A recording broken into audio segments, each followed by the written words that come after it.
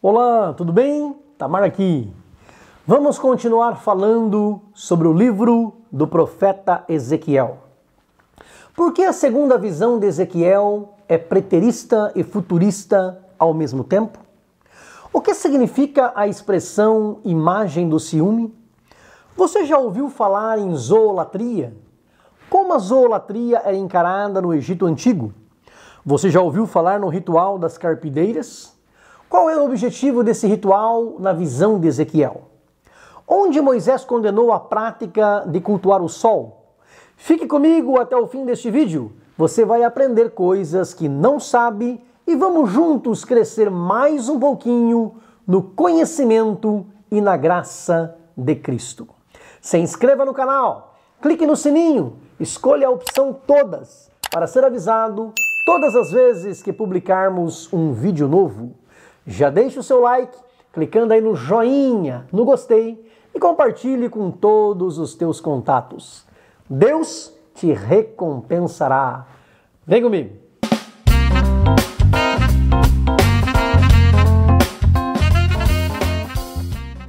O profeta bíblico Ezequiel foi usado por Deus para falar contra a idolatria. E você vai entender por quê. O livro do profeta Ezequiel é considerado por muitos o Apocalipse do Antigo Testamento, mas Daniel também é, Zacarias também é. Ou seja, não existe o Apocalipse do Antigo Testamento.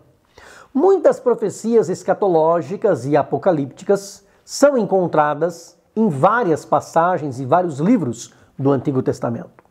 Os 48 capítulos do livro do profeta Ezequiel são muito bem organizados e claros.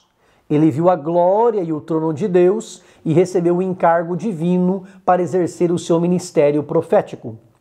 Ezequiel contém revelações divinas com símbolos, sonhos e visões que nos fazem refletir sobre os males morais e espirituais que são causados pela idolatria. Ezequiel viu as abominações que estavam acontecendo no Templo de Jerusalém e traz uma dura mensagem sobre o juízo de Deus que viria sobre Judá e Jerusalém devido à sua rebeldia e apostasia. No capítulo 1, Ezequiel havia visto a primeira visão, a visão dos querubins, e como ele é preciso nas datas, 1 ano e 2 meses depois, ele tem uma segunda visão, mas desta vez, aquilo que ele vê não é nada bom. Ele está sentado em sua casa, junto ao rio Quebar, na Babilônia, onde hoje fica o Iraque, diante dos anciãos de Judá, quando a mão do Senhor Jeová cai sobre ele. E assim como João na ilha de Pátimos, ele é arrebatado em espírito, é formado ou tomado por uma percepção espiritual de grau elevado e torna-se extremamente sensível ao Espírito Santo. O Espírito do Senhor o leva em visão até o Templo de Jerusalém, onde ele enxerga as abominações que estão sendo cometidas no santuário. E porque Deus repudia, rejeita estas abominações, Deus trará juízo sobre Jerusalém. A visão é preterista para aquela época e ao mesmo tempo futurista para o fim dos tempos. O que foi que Ezequiel viu? Viu algo diferente que nem ele, nem qualquer outro profeta já havia visto. Deus lhe mostrou que no templo estava a imagem de ciúmes. Havia imagens pintadas na parede do templo, imagens de répteis, animais abomináveis e de todos os ídolos da casa de Israel. Os anciãos de Israel estavam oferecendo incenso para esses ídolos pintados. Havia mulheres chorando por Tamuz, a antiga divindade suméria, babilônica, considerado o deus da fertilidade, da vegetação e dos rebanhos, que havia sido morto por um javali e ressuscitado.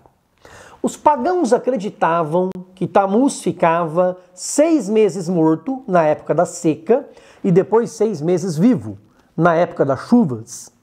As carpideiras, as mulheres que choravam e pranteavam nos velórios, profissionalmente, que se lamentavam, faziam um ritual de choro e lamento todos os anos, no segundo dia do mês de Tamuz, que corresponde ao nosso junho, julho. Note que até o mês recebeu o nome desse Deus, e era o mês em que os agricultores cuidavam dos vinhedos. A visão de Ezequiel nem foi no mês de Tamuz, mas no mês de Elul, em torno de agosto, setembro, quando as uvas, figos e azeitonas já estavam sendo processados, o que revela que havia um culto misturado, ora Deus, ora Tamuz. Ezequiel ainda viu no templo 25 homens de costas para o templo do Senhor e adorando o sol. A pergunta que Deus faz para o profeta no capítulo 8, versículo 6 é: Filho do homem, vês tu o que eles estão fazendo? As grandes abominações que a casa de Israel faz aqui para que me afaste do meu santuário? No versículo 12, Deus pergunta: Viste, filho do homem, o que os anciãos da casa de Israel fazem nas trevas? Cada um nas suas câmaras pintadas de imagens, agindo como se o Senhor Deus Jeová não existisse ou não estivesse vendo? Versículo 15. Viste, filho do homem? E por fim, no versículo 17. Viste, filho do homem? Há coisa mais leviana para a casa de Judá do que essas abominações que fazem aqui? Deus abriu o seu coração para Ezequiel. Ele estava insatisfeito e iria cobrar o preço dos pecados deliberadamente cometidos contra a sua santidade. Aquele que era o lugar mais sagrado da Terra Santa tornou-se palco de abominações. Isso serve de exemplo para nós hoje. O nosso lugar de culto continua santo ou está corrompido pelo pecado? Continua consagrado ao Senhor ou está tomado pelas abominações e profanações? Deus não poderia ficar no templo junto com as maldades que eram nele cometidas. E por isso retirou a sua Shekinah, a sua habitação, a sua glória, a sua presença. Hoje não é diferente. A glória de Deus não pode habitar junto com o pecado, seja na nossa casa, no templo, na igreja ou no nosso corpo, templo do Espírito Santo. A luz e as trevas não coabitam junto. Sabe o que mais o povo estava fazendo? Cometendo adultério espiritual, traindo a Deus, adorando ídolos, fazendo seus filhos passarem pelo fogo, sacrificando seus filhos aos ídolos e no mesmo dia iam ao templo adorar a Deus. Deus nunca dividiu e nem divide a sua glória com qualquer outro Deus. Ou é Deus Jeová ou Baal, ou Jeová ou Azerá, ou Jeová ou Tamuz, ou Jeová ou Mamon, ou ele ou o mundo, ou ele ou as riquezas, ou ele ou os prazeres desta vida, ou ele ou os ídolos desta terra. Deus disse pelo profeta Jeremias, contemporâneo de Ezequiel, e que profetizou na mesma época, no capítulo 3, versículos 6 a 9. Viste o que fez a rebelde Israel, o reino do norte? Ela foi-se a todo monte alto e debaixo de toda árvore verde, e ali andou prostituindo-se. E eu a chamei de volta, mas ela não voltou. E viu isso a sua leivosa irmã Judá. E quando, por causa de tudo isso, por ter cometido adultério, a rebelde Israel despedi e lhe dei a sua carta de divórcio, vi que a leivosa Judá, sua irmã, não temeu, mas foi-se e também ela mesma se prostituiu. E sucedeu que, pela fama da sua prostituição, contaminou a terra, porque adulterou com a pedra e com o pedaço de madeira. Judá, o reino do sul, com a sua capital Jerusalém, caiu no mesmo erro de Israel, o reino do norte, com sua capital Samaria. Qual foi o erro? Adultério espiritual e sociedade corrompida. O sistema mundano atual é a Babilônia espiritual, a mãe das prostituições e abominações que acontecem na terra. O que o profeta Ezequiel viu foi algo horroroso, execrável, repulsivo, abominável, repugnante. E muito do que vemos hoje também não é? Muitos hoje não adoram deuses em forma de animais, não adoram deuses em forma humana, mas adoram outros tipos de deuses incluindo pessoas e coisas materiais. Muitos estão correndo atrás de títulos, idolatrando artistas, incluindo os do meio gospel, contrariando a palavra de Deus e praticando a autolatria, que é a adoração de si mesmo. O que Ezequiel viu, assim como o que João viu na ilha de Pátimos, foram revelações com implicações não somente para a sua época, mas também para o futuro. Veja o que o próprio Cristo disse para João antes das revelações em Apocalipse capítulo 1, versículo 19. Escreve as coisas que tens visto, passado, e as que são, presente, e as que depois destas hão de acontecer, futuro. Deus é atemporal e sua palavra também é.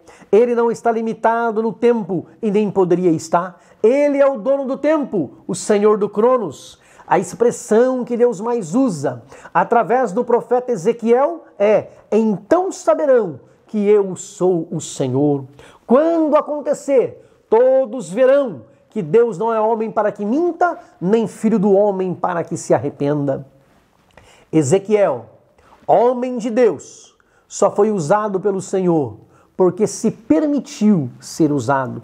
Que nós também possamos buscar ao Senhor, nos entregar a Ele, para que a sua mão seja sobre nós e tenhamos visões da parte de Deus, para que sejamos cheios do Espírito Santo, para que proclamemos a palavra de Deus todos os dias da nossa vida. O profeta foi transportado em espírito ao templo, e que nós andemos em espírito, sejamos tomados por esse mesmo espírito para ganhar almas para o reino dos céus. A imagem de ciúme, vista por Ezequiel no templo, era uma imagem que estava incitando o zelo, a ira, o ciúme ardente em Deus, que ama o seu povo e não divide a sua glória com ninguém. Muito provavelmente, esta era a imagem de Azerá, chamada na Bíblia também de árvore sagrada, uma divindade idolatrada por povos pagãos. Mas o Deus zeloso castigaria aqueles que, conhecendo a palavra, viravam as costas para ele e voltava-se para esse ídolo. Para ver os animais e todos os ídolos da casa de Israel, que estavam pintados nas paredes do templo e sendo adorados, Ezequiel precisou, conforme lhe foi ordenado, cavar por uma parede. E ao cavar, ele viu uma porta. Passando por essa porta, ele viu a adoração secreta que era cometida no templo. Essa zoolatria, adoração aos animais, era muito comum, não só no Egito Antigo, mas também no hinduísmo e em muitas mitologias tribais. Eles acreditavam que alguns animais adorados eram manifestações ou encarnações dos deuses. Deus abomina toda e qualquer manifestação de idolatria, incluindo a zoolatria. Os anciãos que Ezequiel viu, oferecendo incenso para os ídolos pintados, eram líderes religiosos, eram os conselheiros do templo. Havia os anciãos do povo, mas esses eram os anciãos dos sacerdotes. Os anciãos da época do profeta Isaías, conforme ele profetiza no capítulo 3, versículo 14, espoliavam os pobres, tomavam os bens dos necessitados, e os da época de Ezequiel haviam se tornado idólatras. Os anciãos consultavam o profeta Ezequiel, mas não obedeciam à palavra de Deus. Por isso, os líderes espirituais precisam ser consagrados para Deus através da oração, do jejum e da indicação do Espírito Santo. Todo ancião, pastor, presbítero, ministro deve ter bom caráter, dons espirituais e vida irrepreensível. Sabe também quem estava lá, junto com os anciãos adorando os ídolos? O filho de Safã. Safã foi escrivão do rei Josias, conhecedor da palavra, leitor da lei de Deus, e agora o seu filho está adorando a outros deuses. Quantas pessoas que abandonaram o Deus Jeová dos seus pais, e hoje estão adorando falsos deuses por aí, distantes da presença do Criador. Vigiemos. Todo pecado é horrível para Deus, mas os pecados cometidos dentro da casa de Deus são ainda mais abomináveis ao Senhor. Por isso, Jesus se irou tanto no templo, virando as mesas dos comerciantes e dizendo em Mateus capítulo 21, versículo 13, a minha casa será chamada casa de oração, mas vocês a transformaram em um covil de ladrões. Por isso, Deus tratou com o rei Belsazzar em Daniel capítulo 5, versículo 25, escrevendo na parede, Mene, Mene, Tekel e Parsim, porque ele profanou o templo sagrado de Deus. Querendo você ou não, aceitando você ou não, contrariando a visão de mundo dos desigrejados, o templo continua sagrado. O mandamento de Deus, de Êxodo capítulo 20, versículos 3 a 6, continua de pé. Não terás outros deuses diante de mim. Não farás para ti imagem de escultura, nem alguma semelhança do que há em cima nos céus, nem embaixo na terra, nem nas águas debaixo da terra. Não te encurvarás a elas, nem as servirás, porque eu, o Senhor teu Deus, sou Deus zeloso, que visita a maldade dos pais nos filhos, até a 3ª e 4ª geração daqueles que me aborrecem. E faço misericórdia em milhares aos que me amam e guardam os meus mandamentos. Continua sendo pecado adorar qualquer coisa, pessoa, ser ou criatura, viva ou morta, qualquer espírito ou demônio, qualquer guia espiritual que não seja o nosso Deus Jeová. Continua pecado fazer qualquer imagem de escultura com o propósito de adoração e culto. Nenhuma imagem, quadro ou pintura conseguiriam retratar a grandeza do nosso Deus. A glória de Deus não pode ser captada em uma imagem e qualquer tentativa de fazê-lo desonra ao Senhor. Os adoradores do sol, que o profeta Ezequiel viu, haviam virado as costas para Deus. Assim como os babilônios e egípcios estavam adorando os corpos celestes. Os astros do céu não devem ser adorados, nem o sol, nem a lua, nem as estrelas, nem os planetas. Preste atenção nisso.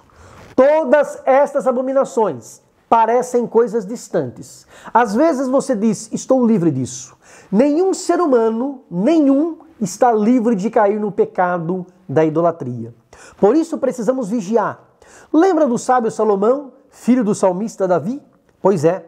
No primeiro livro de Reis, capítulo 11, versículo 5, diz a palavra de Deus: porque sucedeu que no tempo da velhice de Salomão, suas mulheres lhe perverteram o coração para seguir outros deuses. E o seu coração não era perfeito para com o Senhor seu Deus, como o coração de Davi, seu pai. Porque Salomão andou em seguimento de Astarote, deusa dos Sidônios, e em seguimento de Milcom, a abominação dos amonitas. Salomão começou tolerando outros deuses, e quando viu, estava adorando esses deuses, adorando a deusa Sidônia, Astarote, cujo culto continha rituais imorais e adoração às estrelas, ao deus moabita Milcom, ou Moloque, que envolvia o sacrifício de criancinhas, e ao deus amonita Camus, um deus sol. Mesmo quem conhece a palavra de Deus, se não vigiar, entra pelo caminho da depravação, da perversidade, da imoralidade, da idolatria, caminhos que levam à morte espiritual. Assim como Marduk, também chamado de Bel, o deus maior da Babilônia, não pôde livrá-la da destruição, nem Nebo, o deus do saber, da literatura e da astronomia para eles. Assim também, nenhum falso deus poderá livrar o ser humano quando Deus entrar em juízo com a humanidade. Deus continua não tolerando o pecado e continua abominando o culto quando feito de qualquer maneira, misturado com a prática do pecado. Ele continua rejeitando o sacrifício de Abel, o modo de vida de Esaú e o culto de Saul. Se você concorda que esta mensagem é de Deus, dá um like, clica no joinha, escreva no comentário "Eu concordo" e espalhe esta palavra de Deus para todos os teus contatos. Grande abraço, beijo no coração, fica com Deus.